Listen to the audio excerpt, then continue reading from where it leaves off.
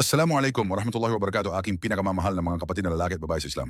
Maligayang pagdating sa New Muslim Academy at sa pagpapatuloy ng ating serye na nakatuon sa mga pangalan ni Allah subhanahu wa ta'ala. Isang serye kung saan ipinakikilala tayo kay Allah subhanahu wa ta'ala. Marami na tayong napagdaan ng pangalan at ang lahat ng pangalang ito ay nagbubuo sa atin ng taos-pusong pagmamahal sa Diyos na makapangyarihan. At sa episode ngayong araw, nais kong talakayin sa inyo ang pangalan ni Allah Al-Muqit. Al-Muqit. Si Allah subhanahu wa ta'ala ay binanggit ang kanyang pangalang ito sa Quran kung saan sinasabi niya,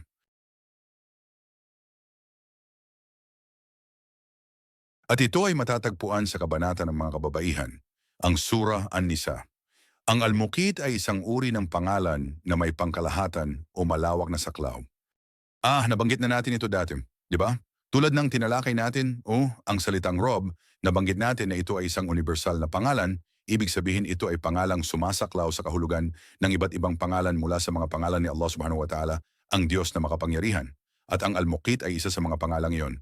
Ang Al-Muqit ay nagtataglay ng kahulugan ng Al-Qadir, ang siyang may kakayahan. Ang Al-Muqit din ay may kahulugan na siya ang nagbibigay ng sustento at nagpapanatili sa iyo. At sinabi natin na ang kahulugang ito ay likas na bahagi ng pangalan ni Allah Ar-Razzaq, tama ba? Siya ang nagbibigay ng ating pagkain, ang nagpapanatili sa atin. At makikita rin natin ang kahulugang ito sa isa pang pandaigdigang pangalan ni Allah, Ar-Rabb, na nangangahulugang Panginoon. Kaya si Ar-Razzaq malinaw na ay may mas malalim at pinatinding kahulugan sa diwa na hindi lang ikaw ang sinusuportahan ni Allah, kundi siya ang nagpapakain sa iyo, nagbibigay sa iyo, nagpapala sa iyo, at siya ay mapagkaloob. Al-Muqit ay may kaugnayan sa konsepto ng pagpapanatili, ngunit ang pagpapanatiling iyon na lubos nating kailangan upang tayo ay makaligtas. Tama? Kaya siya ang nagtataguyod sa atin at pagkatapos ay pinararangalan niya tayo. Kaya ang Ar-Razzaq ay may kahulugan ng isang pangalan na natalakay na natin. Ang Ar-Razzaq, ang nagpapakain sa atin, may kahulugan din ng nagtataguyod sa atin at pinararangalan tayo ng higit pa. Tama? Binibigyan niya tayo ng karangyaan. Binibigyan niya tayo ng hindi mabilang na sangkap at hindi mabilang na lasa at karanasan at iba pa.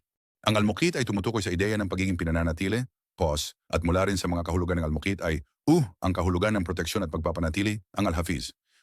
At tinalakay na rin natin ang pangalang ito sa nakaraang episode. Kaya ngayon makikita ninyo na ito ay medyo universal sa kalikasan. Ito ay isang pangalan mula sa mga pangalan ng Allah na nagtataglay ng mga kahulugan ng iba pang pangalan mula sa mga pangalan ng Allah subhanahu wa ta'ala.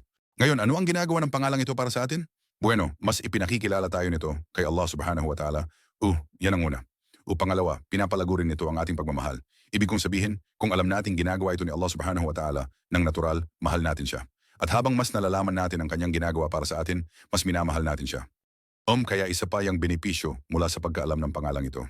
At ang ikatlong benepisyo ay ang ideya ng pagtitiwala kay Allah subhanahu wa ta'ala at hindi paggamit ng haram at ilegal na paraan para kumita at iba pa. Kung alam mong si Allah ang Al-Muqit at siyang magbibigay ng sustento sa akin, kung gayon, alam mo, magtitiwala ka sa Kanya. Mag-focus ka sa pag-aasikaso ng nasa kontrol mo at ipaubaya kay Allah ang nasa Kanyang kontrol. At lahat ay nasa kontrol ni Allah, ngunit pinagawa tayo ni Allah ng ilang bagay tulad ng paghahanap ng ating ikabubuhay. Ngunit hanapin mo ito sa loob ng pinahihintulutang hangganan. Huwag kang mandaya, huwag manlinlang, huwag lumampas sa hangganan na may dahilan, kailangan kong kumain, kailangan kong pakainin ang pamilya ko. Hindi ba? Huwag mong subukang kontrolin ang bawat pangyayari at sitwasyon. Gawin ang nasa iyong kontrol at magkaroon ng kapayapaan sa iyong sarili sa pag-iwan ng lahat sa Diyos na makapangyarihan. Ang pangalang ito ni Allah ang tumutulong sa atin na gawin iyon. Kaya ipinapakilala ko sa inyo si Allah subhanahu wa ta'ala sa pangalang Al-Muqit. At sa susunod na yugto, inshallah, tatalakayin natin ang iba pang pangalan. Mahal ko kayong lahat alang-alang kay Allah at hanggang sa muli, Salaamallahi alaikum wa rahmatullahi wa barakatuh.